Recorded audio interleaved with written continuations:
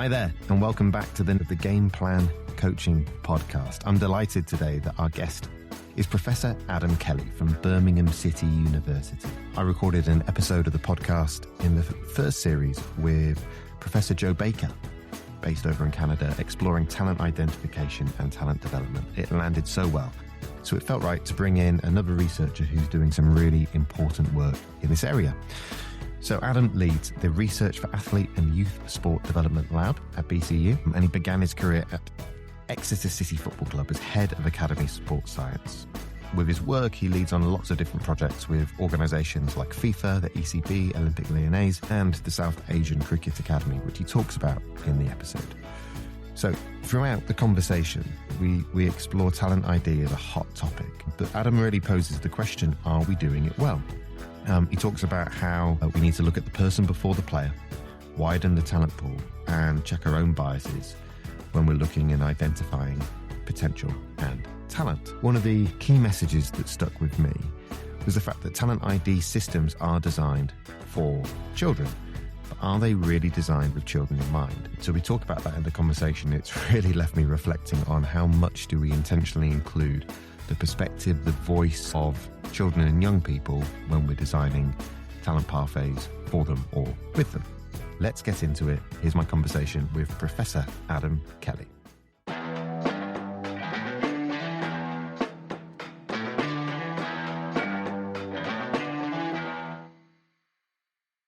Adam, we get lots of guests on the podcast from lots of different backgrounds who play lots of different roles in sport and coaching.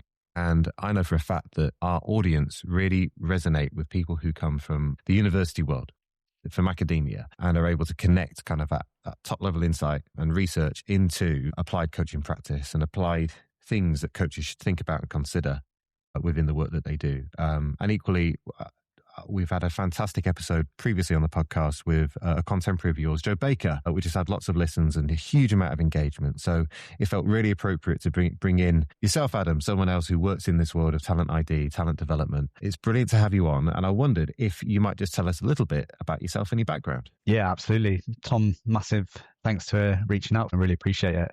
I guess just as a brief background, my name's Adam. I'm a professor of sport and exercise at Birmingham City University, where I've been for 8 years now. It's been a really great place for me to grow and develop my research, having joined there as a lecturer of sport and exercise. And then before that, as the head of Academy Sports Science at Exeter City Football Club, where I studied my PhD in collaboration with the University of Exeter, looking at the talent identifications and development processes within an English football academy. So now, as a professor in the field, a lot of my research is very much working collaboratively with industry partners and trying to answer lots of questions for the sport, not necessarily just on the sport. So how can we develop more appropriate settings and support individual athletes to achieve their potential?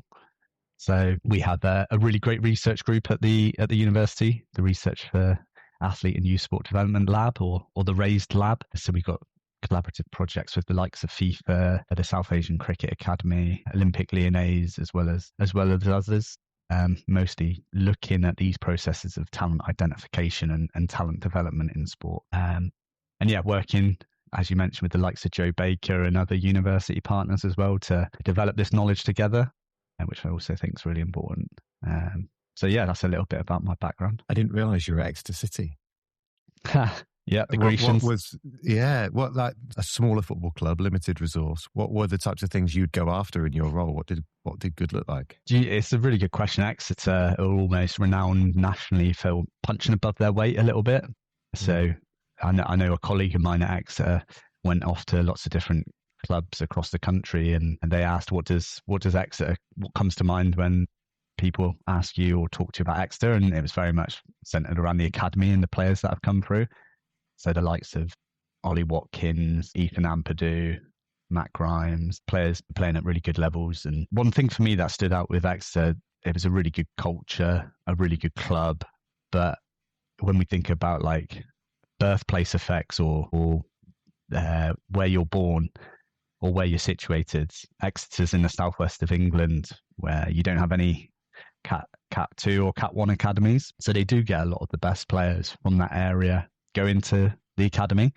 So really fortunate for where they are located. So if you compared that to say like a Cat 3 in London, they're probably fighting for other players compared to say Exeter where they get the best. So not only did they have that, they had a really good infrastructure and resources and a club that really bought into the youth. So yeah, it was great to be located there and sort of learn my trade in an applied world as well as study it at a really great uni like Exeter.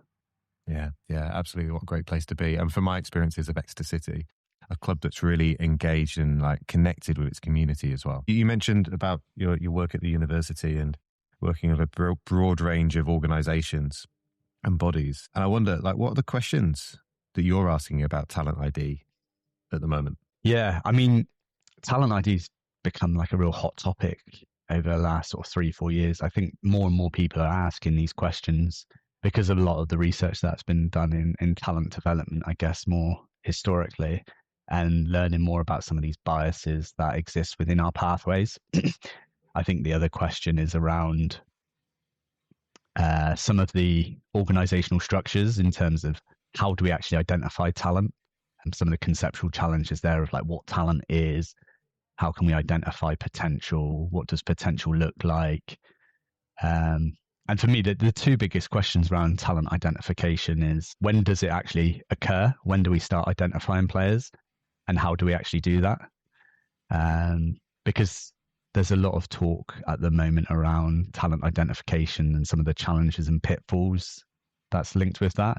And Joe discussed some of those with you around athlete burnout or dropout, and how it's almost impossible to identify potentially talented players right at the start of their sporting journey. But ultimately, we also have to start selecting at some point. Teams have to start selecting their rosters for their squads. We have to make sure that we're prepared to have a pathway of players going into like the Olympics, for example. So when does that occur? When is the right moment to like start identifying talented players, and how do we actually do that? So for me, those are the two important questions, and I think we still don't know the answer to those questions. And some of the stuff we'll talk about today, I guess, is linked to that in terms of, it's very much context specific, sport specific, et cetera, et cetera.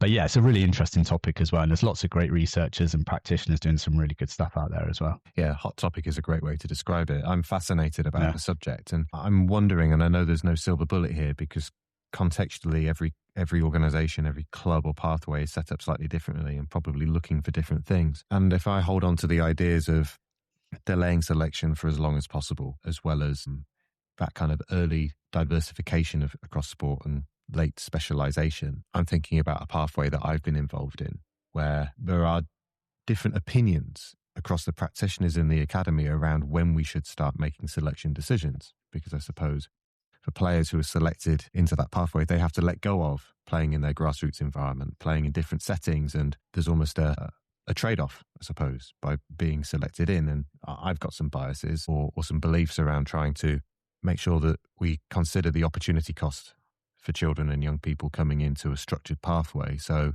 how do we make more better decisions, and hence delaying the decision-making process? Have you seen examples of where pathways have got this right? Yeah, great question. And I think, like we said at the start, like lots of different sports are doing different things. One really interesting example is some of the work that we've done in England squash. And they have this concept of birthday banding. So they've got their pathway, and it's called Aspire. So they've got like these regional hubs where those who've been identified will go, and then that feeds into like a pyramid sort of structure as they go throughout their development. But this birthday banding approach, essentially, they identify athletes based on their birthday rather than in comparison to their age group peers. So as an example, 11-year-old on their birthday, they'd play against all the other 11-year-olds, but they would be the youngest 11-year-old. And then as they grow or get older, on the day before their 12th birthday, they would be the oldest 11-year-old. So essentially, they'd be playing against players that are younger than them. So throughout that entire year, they had these diverse perspectives where they're both the oldest and youngest throughout. So the coaches aren't identifying and selecting the players for that pathway based on how good they are. They're judging it based on the individual, which I think is really good because they're focused very much on the individual rather than looking at it in comparison to all their peers. And then from a development perspective, they're also getting those diverse perspectives, and it creates a more fluid approach within the entire pathway as well. So there's lots of mixed age play, lots of mixed gender play, etc. I think that's a really great example. And then in football as well, I'm a huge fan of the futures teams.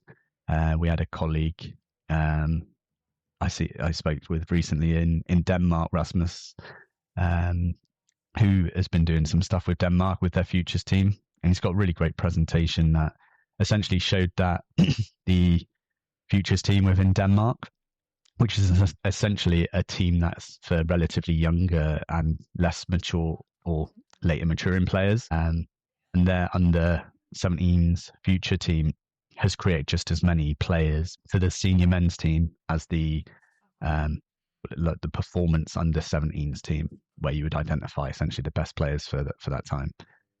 So that's a really great example again for me, because they're capturing a wider pool of potentially talented players. So there's different pathways for different types of players. So traditionally, the under 17s pathway in football would be we're selecting our best players to try and compete at the highest levels, whereas the futures team is full of players who at that moment wouldn't perform that well because of their physical capabilities and because they're a little bit younger and less mature. But we know it's not necessarily about that short-term performance. It's also about how well they will be able to perform in adulthood. And that's proved beneficial for players because they've actually transitioned and made it into in the senior men's longer term. So for me, it's about how can we widen that pool of talent as well. Delaying selection is potentially one thing, but for me, it's how can we broaden that base of talent as well. So yeah, that's just a couple examples. Different pathways for different types of players. I love that phrase. And from my own experiences of coaching at a professional women's club a few years ago, we had a parallel program running alongside the academy. For just that reason, players who were developing a little bit later might not be performing to the same level, but actually we saw potential within that group. I don't know if I'm going down the wrong path here, but if clubs are thinking about different pathways for different types of players, would there be any other things that they would consider other than they're maturing slightly later? Would there be other themes that they might follow to think there's players who are from a certain background or a certain stage of maturity, therefore we need to have a different route for them to be able to come through and fulfill their potential at some stage? Yeah, so we're doing some work with Olympic Lyonnais at the minute, and specifically Ellie Rambaud, who's the PhD student driving that, and we're looking at how we can readjust some of their performance scores based on their relative age, maturation status, as you mentioned, but also their training age. And so we're very much at the start of that. But essentially, if you've engaged in something a lot longer than someone else, at that moment, you're probably going to be better than that person. So if we think about early specialization, for example, if you've got a kid who starts playing football training 4 or 5 times a week at 7 years old, by the time they're 10 years old, a kid who starts at 9 is going to be significantly behind that player because they've not trained as much. But that doesn't necessarily mean that kid's, because they've trained so much at 9, 10 years old, is going to be better than the other one. So we really need to think about what the training age is of the individual, how long have they been engaged in that sport, what type of training background they've had. So for me, that's really important as well. There's a wide range of other things that you could consider as well. One of the things that we're doing is really thinking about identifying player characteristics as a person before we're identifying their skill-specific attributes. So, for example, what is their training age, what's their relative age, and what's their biological age, but also what's their family background, what's their relative access to wealth like, because that can significantly influence access to sport, what's their ethnicity, what's their school background, etc., because all of these types of things can really influence on those sport-specific attributes. So once we better understand who the person is, we can then think about their technical, tactical, physical, psychological, all those multidisciplinary characteristics. So rather than looking at them first and thinking, they're a good player, if we can look at them as an individual and think, this person's this, and then make links to all those technical, tactical attributes, you could readjust those performance-related outcomes based upon the individual's background. So yeah, I'd very much look at each individual as a person and like what their background is, and then readjust or consider how you would think about some of those performance related things. So how are people using those characteristics to make decisions? What difference would, as an example, family background have to the ultimate decision-making process? Yeah. And again, a great question. I guess I could lean on some of the work that we've done around ethnicity and relative access to wealth in cricket. So most people would have seen in the news when the ECB was declared institutionally racist, and they had the ICEC report to highlight various different calls to action to try and make sure that they overcome some of those barriers and challenges. We're now working with the ECB to respond to some of those calls to action. And one of the things that we did as part of that, and this was before the report, one of the PhD students of mine, Dr. Tom Brown, didn't just identify some of those things within his research, i.e. A lot of Asian players going through the pathway were highlighting some of the barriers and challenges around racism, or more so unconscious bias, or like this cultural ignorance of not really understanding the needs of people from different backgrounds. But essentially what we found was there was a large overrepresentation of Asian players in the talent pathway in cricket. So it was around 30%. And if we think about the national norms of around 8%, it's largely overrepresented. But then when we looked at professional level, there was around 4%. That was hugely underrepresented from the participation within the pathway, but also from the national norms. So our question was why this is happening. And again, we highlighted Asian players were performing the same as white players in the pathway when it comes to like bowling and batting metrics. We also looked at like physical characteristics and those types of things, and again showed there was no significant differences in those. So what is it? Why is it that white and privately educated players are playing ahead of Asian players, or getting selected ahead of them? So we're working with the ECB now to like try and identify how we could think about some of those person characteristics before we're looking at the skill specific attributes. But in the meantime, we created the South Asian Cricket Academy, or SACA, which was essentially there to get 18 to 24-year-olds back into professional cricket. So essentially they train almost full time and play against second teams for first class counties. And over the last 4 years, we've had 18 players who've signed professional contracts.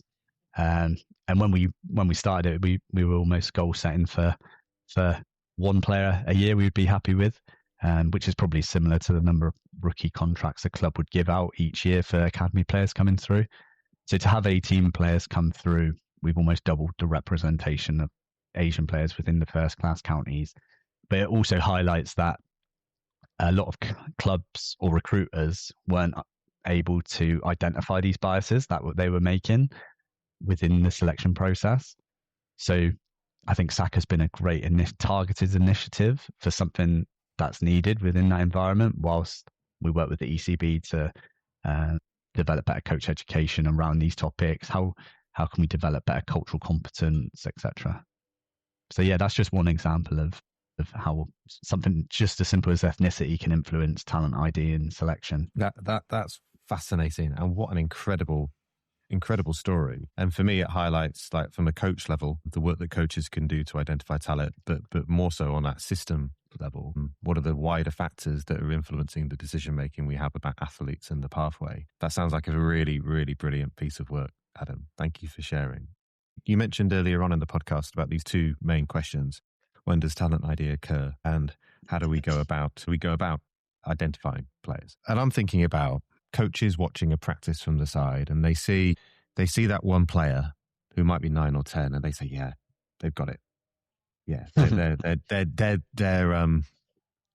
what they're doing. They've got it. They're ahead. How robust is that, like, tacit knowledge or tacit insight? And is like saying, I can see they've got it when they're 9 years old. Is that good predictor? Do the 9-year-old who stands out, do they make it through the pathway? Yeah, I guess I'll give you a practical example first. Like, so when I was at Exeter, I had a kid in my under 9 age group. So I was the under 9s coach at the time, and we had a lad called Tyler Diblin playing with us. And he was 6, 7, 8 years old as he went through.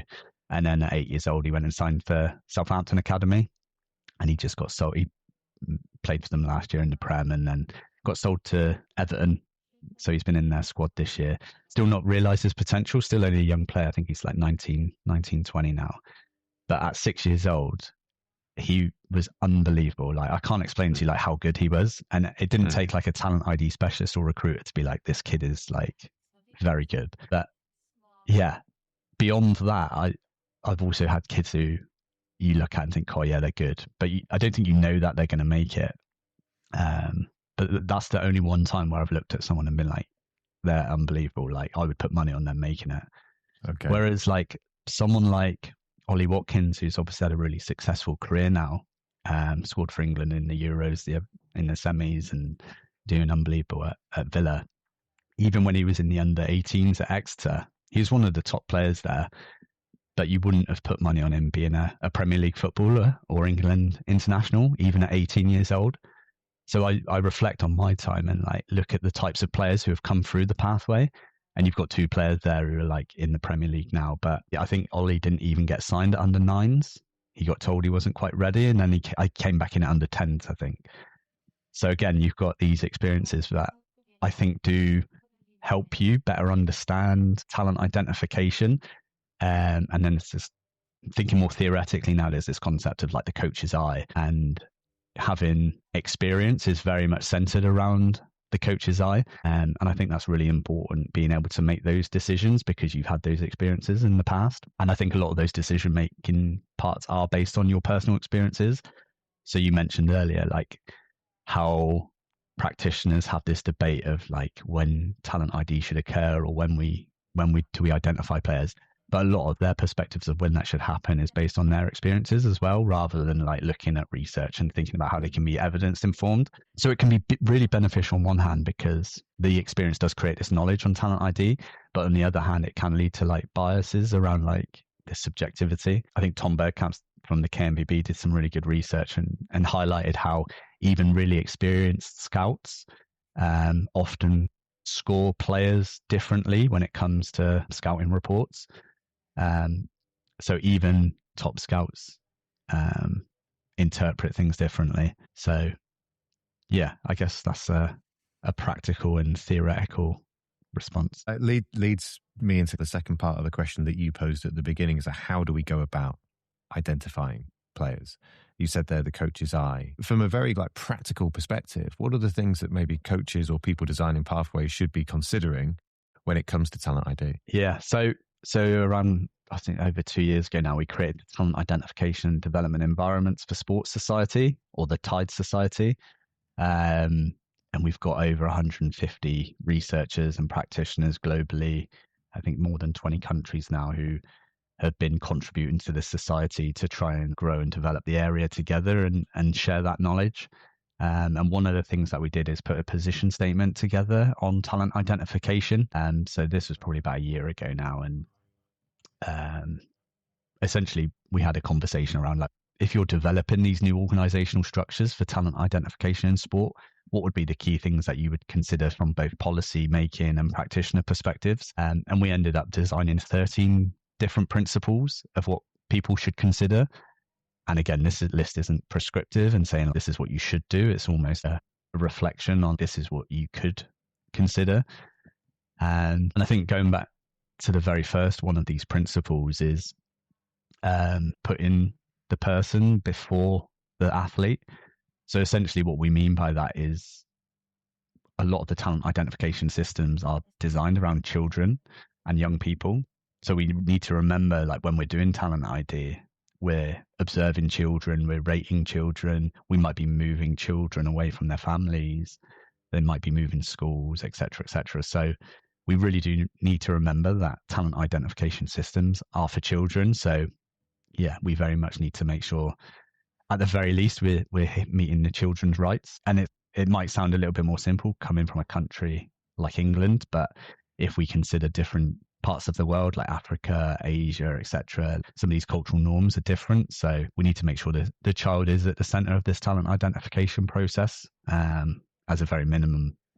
And that was something that I think the team felt very strongly on as well. That was really highly agreed on. So yeah, that was number one. Yeah, my instant reflection, and this probably says more about me, but my instant reflection is that, wow, lots of talent and ID systems may have been designed with adults in mind or solely by adults. It's to make our lives easier to identify talent for the pathway, but that reframing of it needs to be designed with children in mind and respecting their rights as well. That really resonates with me. And I wonder, this might again be completely off-piste, but I've done lots of work with Play Their Way, thinking about how do we ensure that the right to play, the right to develop, the right to herd is part of children's sport. Have you seen any examples of children being involved in having a voice in either the selection, deselection process or the shape of the pathway as a whole? Sure, that's a really good point, and I actually don't think I have. Off the top of my head, it would be really interesting. That question did make me think about some of the stuff that they've just tried in Flanders. So a colleague of ours, Lawrence Gilson, they tried to develop this. They tried to moderate relative age effects by rotating cut-off dates, essentially, within the clubs. But there was a huge backlash from players and coaches and parents because they felt that their voice hadn't necessarily been heard in the design of those organizational structures. So it almost had that unintended consequence of, we're doing these rotating cutoff dates because we want to try and make sure that we're moderating relative age effects, it's better for the athletes, etc., etc. But ultimately, this was at grassroots level. They didn't feel like they were being heard. So they actually reverted and went back to age grouping, and are now reconsidering how to change those structures. So I think that does highlight how it is important to include the voice of athletes. On the flip side of that is there's another example from some colleagues in Canada actually, and they wanted to change under nines ice hockey. So at under eights and under nines ice hockey in Canada, traditionally they played full rink ice hockey, and this only changed recently. And if you think about it, like it's when I played my first football game as a 9-year-old on a 11v11 pitch in a full-size goal. I was actually in goal and conceded 9. We lost 9-1. That's a scarring memory. Yeah, exactly. But anyway, they still played full rink hockey. So they actually trialed this cross-ice initiative. And to start with, there was this huge backlash because parents didn't feel it looked like hockey. The organizational structures also pushed back. I think it was more around the fact that, you get 3 times as many players playing on this cross ice because you've got 3 rinks rather than the rink letting it out to just one club that's playing one game. So there's obviously cost things that are implicated as well. Now they've actually introduced and implemented that, so it's almost changed where they've got that buy-in now, and they have that. So yeah, sometimes it can take a little bit of time as well to embed these, but again, that might have had backlash because children weren't involved in that process of deciding what ice hockey should look like for them. Interesting. And I'm not suggesting for a moment that we hand all the control over to the kids. There's some work by somebody called Professor Laura Lundy. Her work has influenced some of the design of Play Their Way. And she talks about in her work that child voice should be intentionally embedded into any activity that involves children. But through either, it's the 3 C's of like consultation with kids, collaboration with kids, or it's child-led. Now, in this setting, it probably doesn't feel totally appropriate that it's completely child-led, but this has got me thinking around how do we consult or collaborate with children to make sure that the pathway is aligned to, we at least hear their voice when we're designing some of the structures. Absolutely. I think this links to like the next 2 or 3 principles we talk about, but it's very much dependent on the context as well, because if you're thinking about football as an example, if you've got like you're selecting for your under 9s and 10s foundation phase, that looks very much different to say giving your first professional contract to an 18-year-old at the other end of the pathway. So yeah, I think that would look different in different contexts. But when we're talking about putting the person before the athlete, obviously making the child as part of that decision-making process, and again, linking to football specifically is I've done a lot of research around football, I guess, but the EPPP in England, but all of a sudden, if you sign for an academy, like you're worth money to that club. Like no matter how good you are, like if you sign to them, you get compensation if they move and go to another club. So ultimately, these children are assets to clubs, and they can like create huge revenue for particularly like clubs who need money. And I guess, and this is more anecdotal, but that could lead to people overlooking the fact that these assets are children, and we just need to make sure that they are protected in those types of environments. There's some good research from Paul Darby looking at players migrating from Africa into European football and how they've been exploited. So, for example, if they're going on trial at a certain club, so there's been experiences of African players where they've just like been left behind if they don't get selected, for example. Yeah, a lot of these private academies in Africa, their incentive is to make money. So the children that they're identifying in Africa as talented are essentially being identified because they want to try and like make money off them. That's their business model. Some of them do have like positive initiatives in place, like if they weren't part of that academy, their life might not be as good as compared to if they were in the academy. So they are doing like some really nice initiatives, especially around like education and supporting them. But there's others that do take advantage of children. So again, if we're thinking about this globally, we just need to make sure we're protecting players and not putting their sporting attributes before them. This is a question which comes from a place of ignorance completely. But has much of your work or what you've seen been centered around the ethics of talent ID? No, it's not.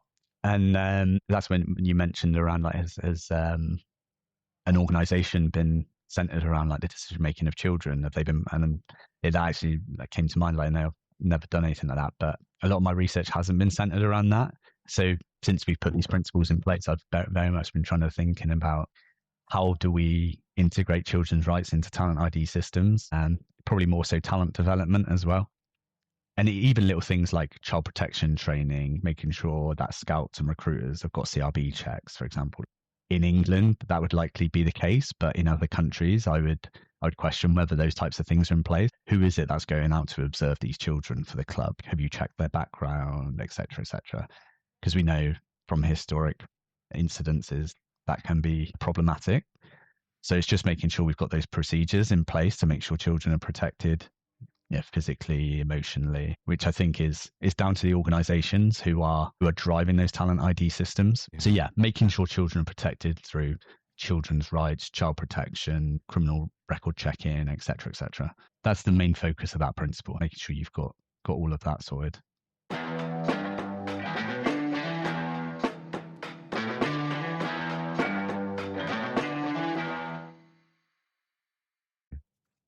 All right. So, Adam, in every episode of the podcast, I invite our guests to contribute something to our ever-growing coaching game plan. It could be a story, an idea, some research, an experience that then we can add to the plan and coaches can reflect on for themselves. So I'm wondering, what would you like to add to our game plan today? I guess with regards to what my experiences could add value to is a lot of the research that I focused on in the past, which is looking at some of the biases that exist within our existing talent identification systems and processes. So I alluded to it at the start, but very much focused on identifying the different attributes of people before their sporting attributes, which will very much help us better identify potential in the longer term, because you can almost readjust your perceptions of each individual based upon understanding their background. So I gave you the example of the South Asian Cricket Academy. Probably 10 years ago, I probably had that cultural ignorance where I didn't really understand the individual needs of people from Asian backgrounds. So as an example, players who are, say, new professionals from an Asian background going into the first team, is their initiation or going on a night out in a pub, etc. Whereas from an Asian background, a lot of them are Muslims, so they don't drink. Some of them don't even like being around bars. So the perception from the white players might be they don't want to be part of the team, or they're dismissing being part of our night out. Whereas the reality is they're just sticking true to their beliefs and values. So it's just having that cultural, I don't call it cultural competence because I don't think you'd ever be competent in someone else's culture. But it's almost having that cultural understanding of like how to adapt your perspectives based on someone else's background. The same is regards to gender between male and female within men's coaching environments or talent ID environments. I'd say like around 95% are male. Whereas in women's environments, it's probably about a 50-50 split on some of the research we looked at on the gender distribution of staff. So, yeah, how can we better understand the needs for women's and girls in particular within those environments? And as a male, am I sticking to my traditional male stereotypes when identifying players, or am I making sure that I'm looking through it through a women's and girls lens, for example? So we're not copy pasting what I do as a man in a men's environment into women's environments. You could look at all of these different, we call it intersectionality. So it's sort of talent identification through an intersectional lens. You've got other things like relative access to wealth. A lot of the stuff we looked at in cricket was a lot of players within the professional game are from private schools, and kids who have had high relative access to wealth, which can lead to better access to sport, early specialization, or more sport in more multi-sport activities, etc. So understanding that might lead to certain performance outcomes in the short term. So lots of different things you can think about through this intersectional lenses to then like readjust your perspectives on like how good their sporting attributes are at that moment, but what could they look like in the future? So essentially it's that performance and potential perspective. I don't think it takes a very good recruiter to identify the best player on the pitch or the best performer. But what it does take a good recruiter to do is be able to identify those who have got the longer term potential. And I think you can do that by better understanding the individual rather than looking at those sport specific attributes. Again, if I knew the answer to that as well, I think everyone would be doing it. Which is why talent ID is a bit of a hot topic at the minute. And I really love talking about it and listening to different perspectives, because I think if we do that together, we'll definitely learn more about it. Yeah, and it's complex and it's emerging and it's never done. Yeah. Just the language you've used there about readjusting a perspective, better understand the person before the player. I mean, people listening to this might pick that up in different ways, and the application of that might look different in different contexts, but I think they're really, really valuable perspectives for people to work with.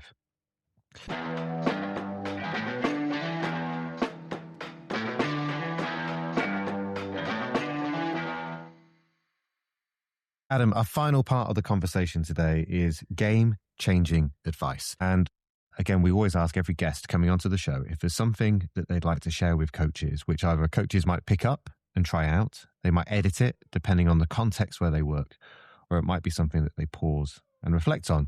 Now, this could be something really tangible and applied, or it might be something about any insight or research you'd encourage coaches to go and take into account when they're making decisions about athletes, players in their pathway. So what's your game-changing advice, Adam? I think it very much links to some of the stuff I talked about throughout and more recently, stuff around like the intersectionality perspectives. We do shortly have the Principles of Talent ID position statement coming out, which outlines these 13 different principles, which would be a really good starting point for coaches and recruiters to go and reflect on what they're already doing within each of those principles and how they could maybe do better in some of those. So, for example, we talked a little bit around like putting the person before the athlete. So reflecting on what does your current environment look like when you're thinking about children's rights? How are those children's rights lived and realized through your organization? And then linking to the next one around like the social cultural constraints. In England, we've talked a lot about cricket today. There's probably only 8 to 10 countries that probably play cricket to a high level or have a pathway for players. The rest of the countries globally don't really have those types of pathways in cricket. So in England, that would look very much different to, say, even in Scotland or maybe in countries in Africa. So understanding social cultural influences and then going through each of those principles would be a really great starting point, I feel. Is there anywhere people can pick up and have a look at these 13 principles? So it will be published as an open access paper in Journal of Sports Sciences, hopefully within the next month or two. So yeah, we can share that with colleagues once it's very much watch this space. Wonderful. Adam, thank you for being part of this conversation.